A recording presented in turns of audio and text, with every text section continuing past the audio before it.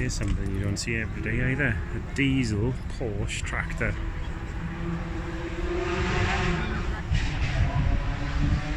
I've seen a Lamborghini tractor before, but I've never seen a Porsche tractor. This is from 1957. And Porsche made a brief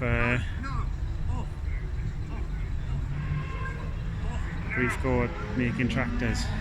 That's amazing.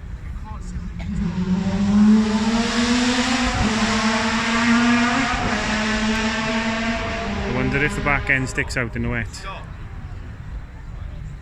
probably got plenty of grip with those tyres.